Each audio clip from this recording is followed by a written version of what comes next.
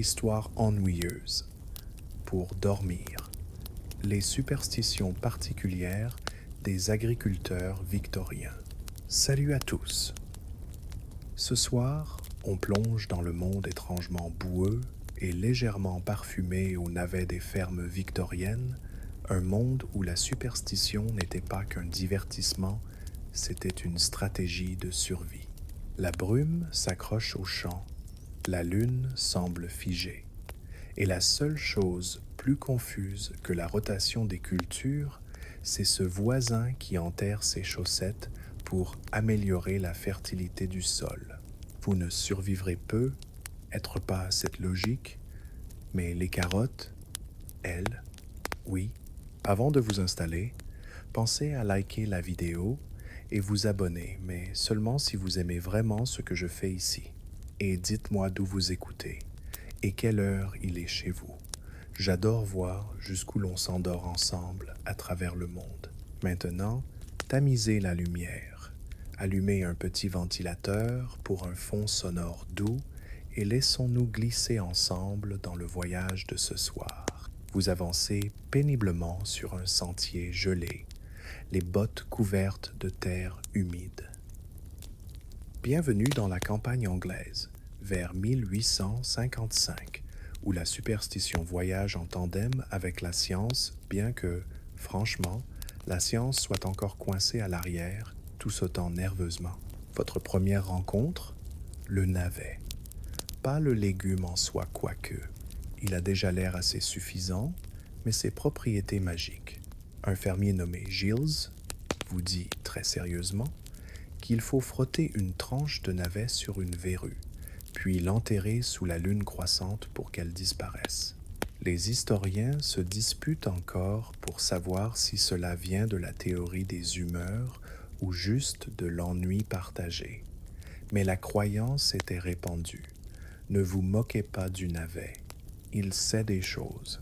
Un peu plus loin, vous passez devant des rangées de fèves larges, fières, vertes. Elles aussi sont plantées selon les phases lunaires.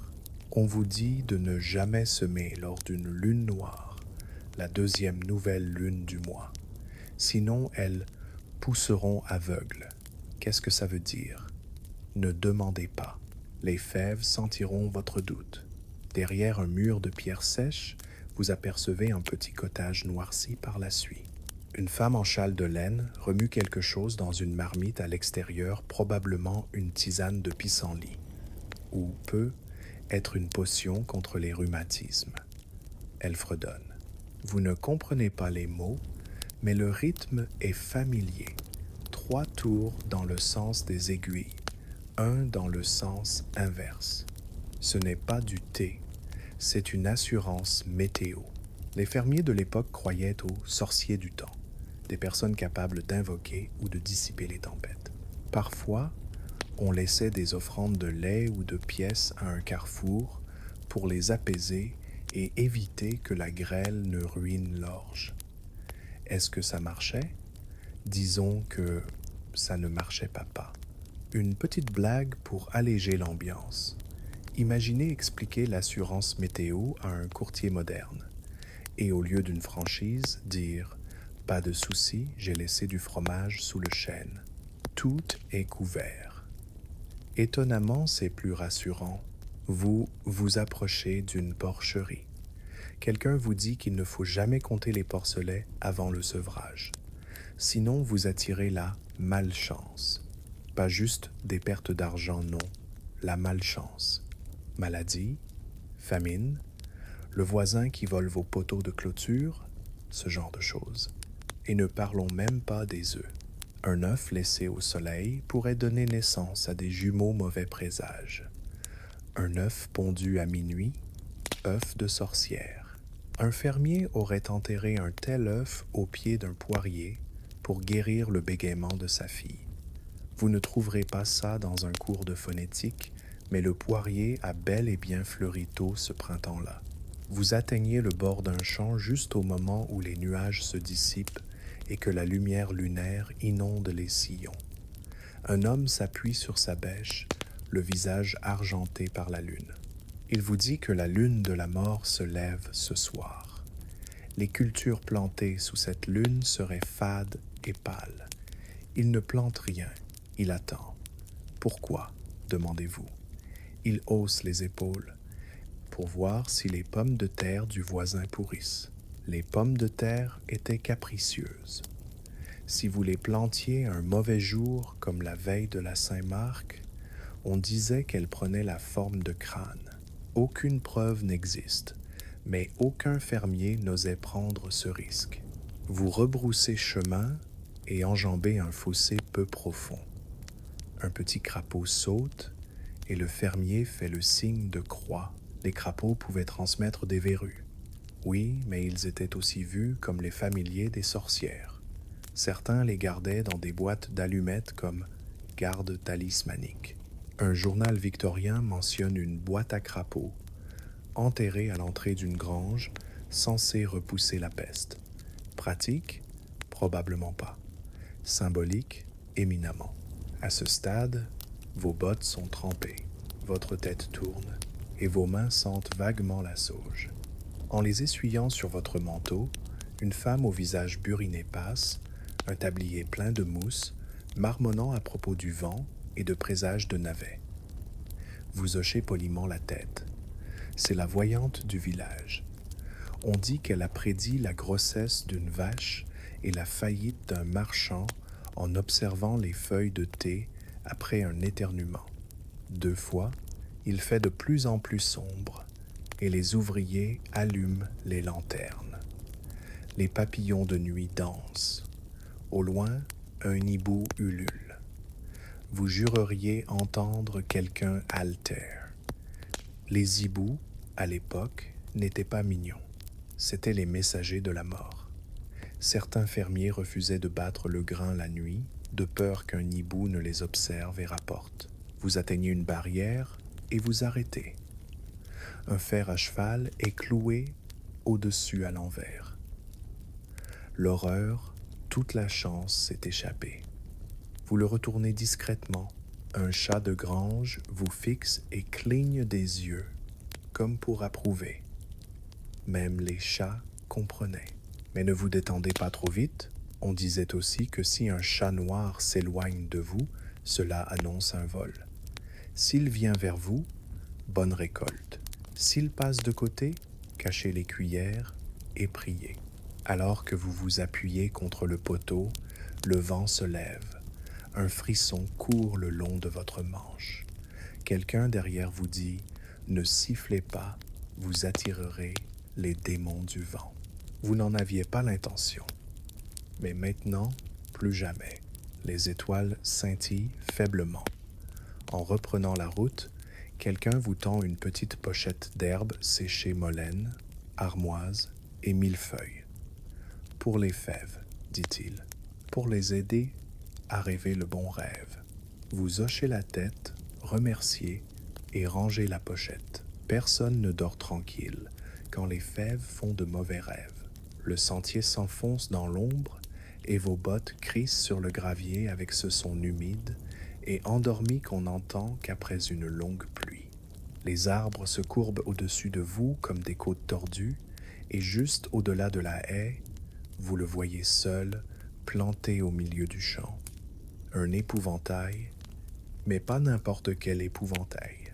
Celui-ci porte une véritable veste en tweed, les boutons bien polis, les manches cousues serrées aux extrémités, comme si ses mains cachaient quelque chose. Son visage est peint avec de la suie et de la farine blanc, comme l'os, noir comme le charbon. Un foulard rouge est noué autour de son cou avec soin, et à cette distance, vous pourriez jurer qu'il respire. Les fermiers victoriens ne fabriquaient pas des épouvantails pour faire fuir les oiseaux. Non, ils les érigeaient pour effrayer autre chose, pas toujours nommée. Certains pensaient qu'un épouvantail pouvait protéger les terres contre les esprits, les sorcières, même le chagrin. Une légende parle d'un fermier dont l'épouse est morte en couche. Il aurait accroché son tablier à l'épouvantail et prétendait que depuis, son blé ne manquait plus jamais. Les historiens débattent encore. Était-ce un reste de rite de fertilité ancestrale ou simplement du désespoir enroulé dans de la ficelle? Quoi qu'il en soit, vous n'avez soudainement plus envie de vous approcher davantage. Un bruissement vous fait sursauter. Vous vous retournez, un corbeau vous observe depuis un poteau de clôture. Silencieux, il ne croasse pas, il regarde. Dans la superstition victorienne, un corbeau silencieux est un bien pire présage qu'un bruyant. Pas de croassement, donc pas d'avertissement. Il attend. Et s'il baisse la tête 3 fois, cela signifie que quelqu'un, à proximité, mourra dans la semaine. Aucune pression. Vous poursuivez votre chemin. Près de l'enclos à moutons, vous voyez un morceau de tissu blanc attaché à la barrière. D'abord, cela ressemble à du linge, mais un berger qui passe chuchote que c'est un drapeau de la mort. Un agneau est mort subitement. Le drapeau empêche son esprit d'errer dans le troupeau et de provoquer d'autres décès. Vous hochez lentement la tête. Soudain, ce mouton qui vous fixe paraît suspicieux. Vous traversez un champ de blé et passez sous une arche en bois grossière, décorée de branches d'aubépine et de petits fagots d'ortie. On vous explique que c'est une porte de protection. En passant dessous, vous évitez de transmettre la maladie aux cultures. Et la maladie était une crainte constante. Mildiou, rouille, moisissure des fléaux terribles.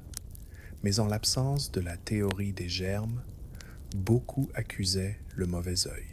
Une superstition disait que simplement complimenter les choux de quelqu'un pouvait les faire faner pendant la nuit. Pour éviter cela, on disait « pas mal pour un champ maudit » ou bien on faisait semblant de cracher par terre, geste destiné à tromper les esprits à l'affût. Oui, même vos compliments devaient laisser place au doute. Vous vous arrêtez devant une vieille grange et jetez un œil à l'intérieur. Des bouquets d'herbes pendent des poutres. Lavande, romarin, absinthe. Utiles pour éloigner les maladies, la malchance et les rats mal intentionnés.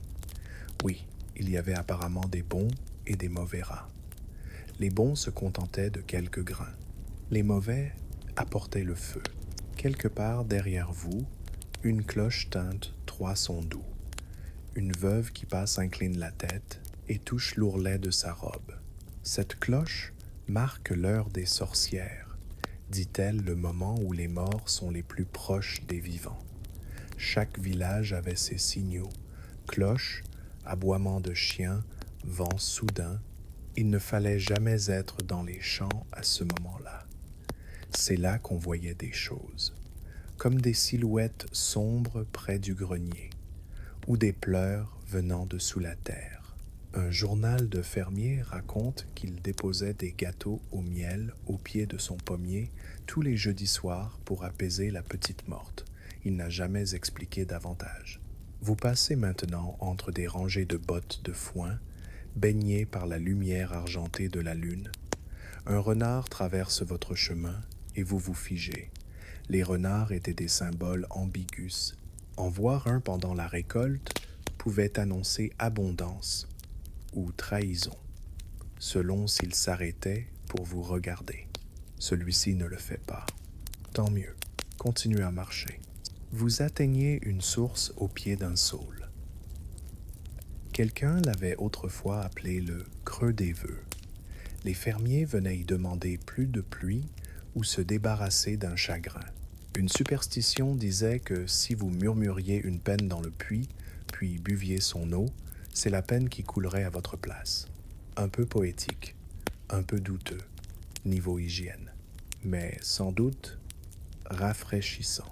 Et vous vous demandez, qu'en est-il des danses de la pluie? L'Angleterre victorienne n'était pas friande de danse, sauf peu, être l'or du 1er mai. Mais il y avait des chants de pluie, surtout dans les régions reculées. Vous entendez un léger écho maintenant. Une mélodie monotone, moitié hymne, moitié bêtise locale, chantée pour convaincre les nuages. Ce sont souvent les enfants qui chantaient car les voix innocentes atteignent le ciel plus vite. Vous arrivez à un mur de pierre encerclant un pâturage. Gravé dessus, une minuscule vache avec un trou dans le ventre. Vous froncez les sourcils. Un homme haussant les épaules dit « Malédiction de sorcière ». La vache ne gardait plus son lait. C'était une vraie croyance. Les malédictions du lait, une vache qui donnait du lait aigre ou arrêtait de produire, pouvait être dite ensorcelée. Le remède? Barater le beurre en récitant des psaumes à l'envers, ou attacher une ficelle rouge autour de ses cornes, ou lui frotter les flancs avec de la pâte à pain. Les experts ne sont pas d'accord sur l'origine, mais les journaux de campagne en regorgent. Les vaches, elles, en avaient assez. Un peu plus loin, une borne usée penche dans la terre. Quelqu'un y a gravé un visage vaguement humain, indéniablement jugeant. Ces guetteurs de frontières servaient parfois à empêcher les malédictions de franchir les limites de propriété. Car oui, apparemment, les malédictions savaient marcher. Il est maintenant minuit, ou presque. Votre souffle forme de la buée en dépassant les dernières écuries. Et voici la dernière bizarrerie de la nuit suspendue à une poutre. Une cordelette de maïs séchée avec une plume nouée au centre. Pourquoi la plume? Chuchotez-vous. Pour tromper l'esprit de la mort, répond un palefrenier, imperturbable. Il croit que c'est l'âme. Il prend la plume à la place. C'est étrangement doux et aussi profondément troublant. Vous vous réveillez un peu. Pas complètement, mais juste assez pour remarquer qu'il y a quelque chose d'étrange avec le beurre ici. Il est en train de barater tout seul. Enfin, pas littéralement. Mais vu la façon dont la vieille femme fixe le baril en marmonnant des rimes, on dirait que sa vie entière dépend de la solidification du beurre. Et d'une certaine manière, c'est le cas. Dans la superstition victorienne, le beurre ne représentait pas seulement la nourriture. Il symbolisait l'harmonie, la prospérité et l'ordre domestique. Ce qui signifiait que si votre beurre ne prenait pas, quelque chose ou quelqu'un n'allait pas, l'explication locale, un sort jeté par un voisin jaloux ou un esprit invisible, baratère le dimanche, c'était presque une invitation au désastre. Le beurre du dimanche était si mal vu qu'on le surnommait carrément la tartinade du diable. Non, ce n'est pas une blague. Enfin si, mais eux y croyaient vraiment. Pour contrer cela, certains fermiers jetaient des clous en fer dans la baratte tout en récitant des formules de renversement. D'autres utilisaient des branches de sorbier connues pour leurs vertus désensorcelantes. Un fermier prétendait même qu'on pouvait libérer la baratte en insultant bruyamment son propre beurre, de quoi désorienter le sort. Les historiens débattent encore. Survivance païenne ou simple drame laitier persistant. En passant devant le cottage, vous remarquez autre chose d'étrange. Un pain qui lève sur le rebord de la fenêtre, marqué d'une petite croix. Ce n'est pas religieux, c'est défensif. Le pain était sacré dans bien des foyers ruraux. S'il ne levait pas ou se fendait en son centre, c'était un signe sûr de difficultés à venir. Certains murmuraient même que les pains fendus parlaient de mort. Un pain parlant, comme on l'appelait, était un pain qui sifflait dans le four ou se tordait bizarrement en refroidissant. Si votre pain grinçait, il valait mieux mettre du sel supplémentaire sur le seuil, le sel étant l'élément classique pour neutraliser les mauvaises intentions. Ou alors, rebéquer un pain en chantant des hymnes. Oui, votre pain avait besoin d'une playlist. Et autre chose. Si quelqu'un vous offrait du pain, vous deviez en prendre une bouchée immédiatement. Tarder risquait de permettre à de mauvaises intentions d'y fermenter, même le levain avait une horloge morale. Un cas documenté de 1872 évoque un village dans le Kent où un lot de petits pains en colère fut accusé de 2 mauvaises récoltes et d'une vache tombée dans une rivière. Coïncidence? Bien sûr. Mais essayez de l'expliquer à un boulanger superstitieux. Vous retournez dans les champs et là vous entendez des clochettes, douces, rythmiques, lointaines. Ce ne sont pas des cloches d'église, ni de vaches. Elles sont attachées à une brouette, et la brouette est lentement poussée par un enfant, les yeux fermés. Non, vous ne rêvez pas. On est encore dans les rituels agricoles victoriens. Ceci s'appelait un circuit de purification. Quand on croyait que la malchance s'attardait sur la terre après une invasion de sauterelles ou un décès prématuré, on choisissait quelqu'un pour pousser silencieusement une charge d'herbe et de cloches autour de la propriété à l'aube.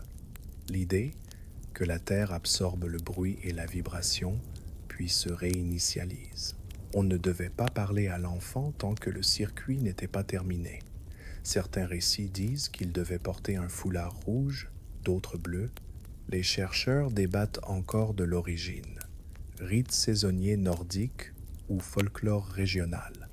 Ce qui est sûr, c'est que personne ne voulait perturber le rituel, et l'enfant recevait généralement de la confiture en prime, ce qui, franchement, est bien mérité. Vous longez une haie et remarquez quelque chose d'étrange. Une petite poupée en bois, attachée par une ficelle, suspendue à l'envers. C'est une poupée absorbeuse. Les fermiers victoriciens en fabriquaient avec des morceaux de tissu et les suspendaient au vent pour qu'elles captent l'énergie négative avant qu'elle n'atteigne les cultures. Si la poupée disparaissait, envolée ou volée, cela signifiait que la malédiction avait été détournée. Si elle restait trop longtemps, on la brûlait, à l'aube, avec du thym. Vous voyez le schéma? Feu plus herbe, ciblus, solution universelle. Près d'un muret de pierre, une femme enterre quelque chose enveloppé dans du tissu. Vous ralentissez, mais ne posez pas de questions. Elle croise votre regard et dit simplement « Mon mari a insulté le puits. » Ça n'explique rien.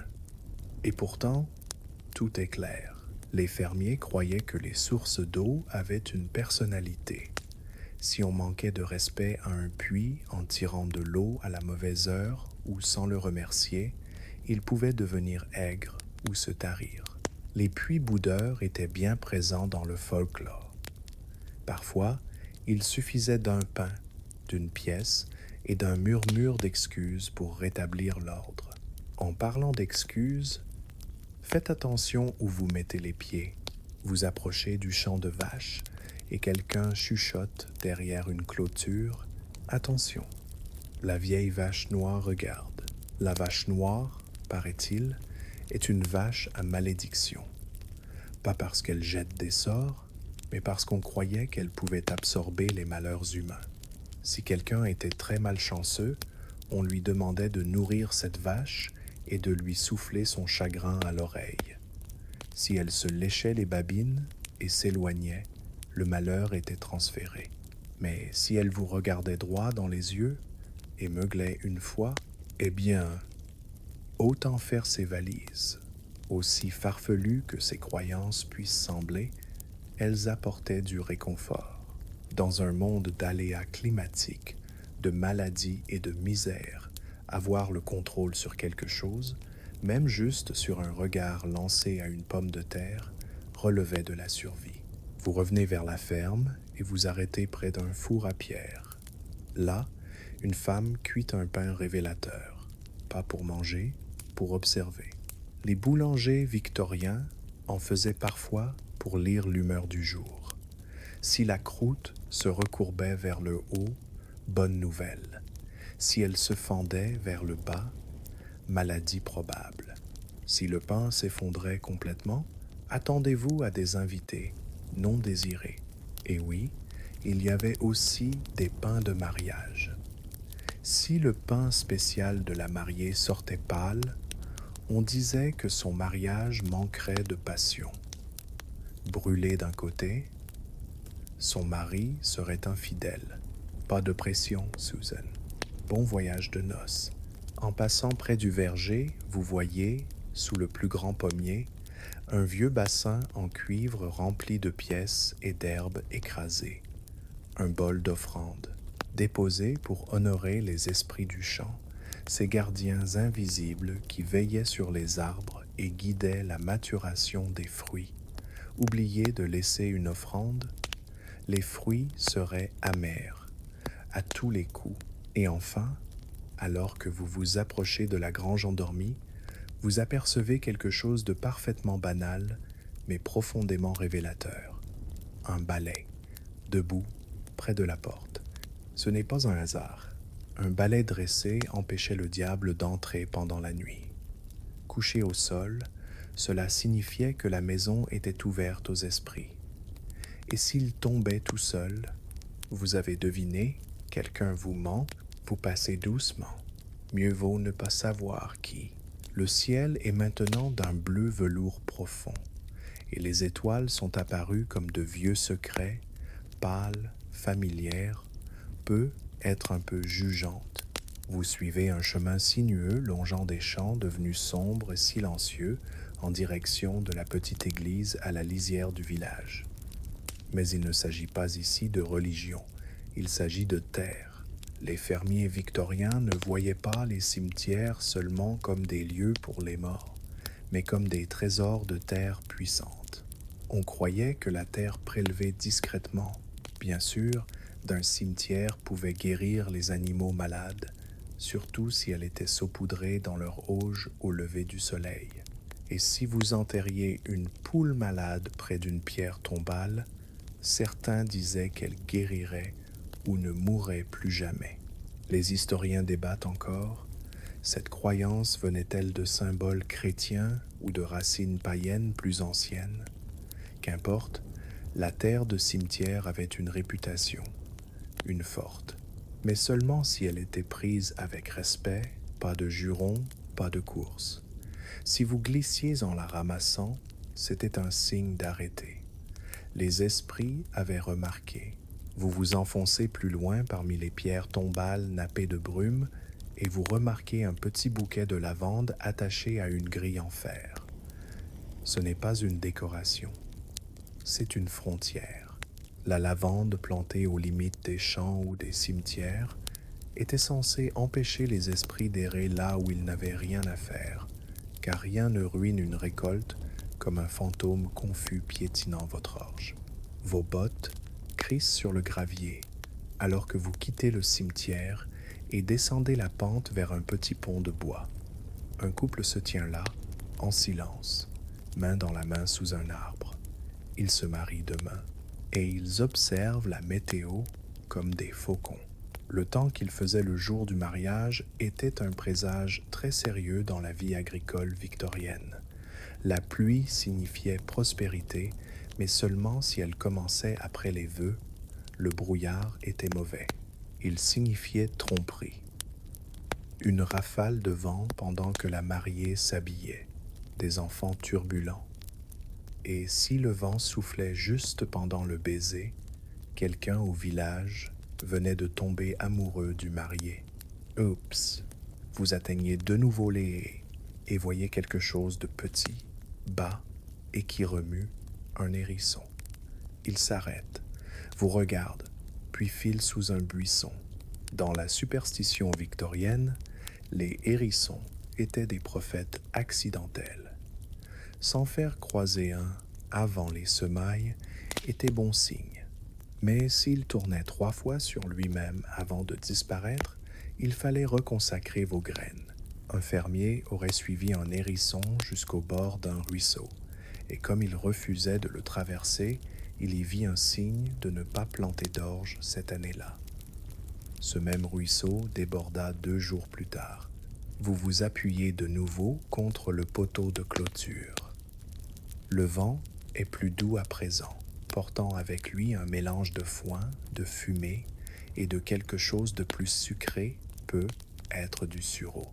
Depuis un verger voisin, vous entendez encore un hibou, un ululement, puis le silence. Cette fois, personne ne sursaute. Juste un hochement de tête discret d'une femme rentrant chez elle, une lanterne dans une main, une plume d'oie dans l'autre. Les plumes comptaient, surtout celle d'oie. Une plume trouvée près de votre grange pouvait être une bénédiction ou un avertissement, selon sa direction. Pointant vers la porte, quelqu'un de sûr arrive. En s'éloignant, un étranger portera des nouvelles. À l'envers, mieux vaut dormir ailleurs. À la limite du village, un vieil homme place lentement un cercle de pierre autour d'un jeune arbre. Il le fait sans regarder, par habitude. Un rituel qu'il répète chaque printemps. Les pierres, dit-il, gardent l'arbre droit pour qu'il ne se fende pas de colère, ni ne penche vers le chagrin. Cela semble absurde, et pourtant beau, comme une berceuse que seules les plantes comprendraient. Vous passez devant une rangée de fans de carottes sortant de la terre, et quelqu'un vous glisse qu'il ne faut jamais récolter les carottes un jeudi. C'est le jour où les esprits ont faim. Il ne faut pas les concurrencer. Et tant que vous y êtes, ne retournez pas la terre après la tombée de la nuit. Cela réveille les dormeurs du sol. Personne ne dit clairement ce que c'est, mais personne ne pose la question non plus. Vous jetez un regard en arrière vers l'épouvantail, oui, le même qu'avant, toujours debout, toujours à vous regarder. Mais cette fois, vous remarquez qu'on lui a mis une couronne de fleurs autour du cou, une offrande ou un remerciement. La récolte a été bonne cette année. Le silence se resserre maintenant, et le vent ralenti devient plus un souffle qu'un climat. Vous rentrez chez vous, vers le cottage, et vous vous arrêtez devant le portail. Le fer à cheval est toujours là, à l'endroit, heureusement, et juste à côté, un petit fagot de thyme lié par une ficelle bleue. C'est pour dormir, pas vous, le champ.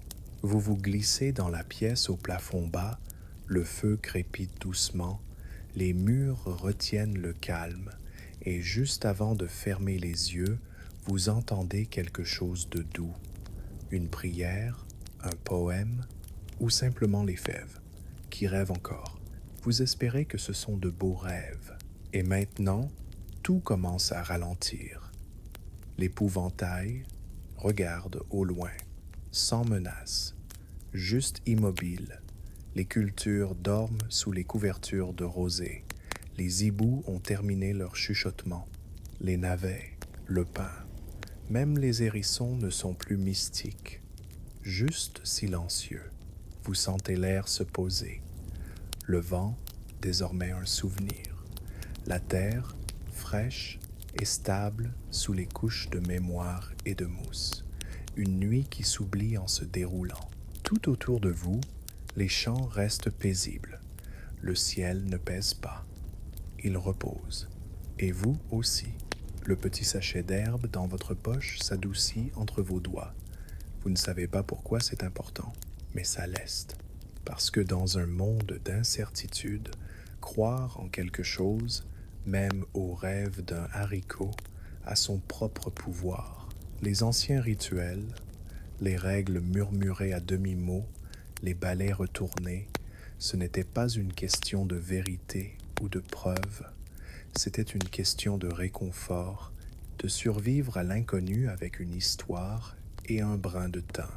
Et ce soir, ces histoires vous ont tenu compagnie. Votre souffle devient plus profond maintenant, une dernière lueur de la lanterne, un dernier cri du hibou dans la nuit. Et les champs continuent de dormir. Bonne nuit.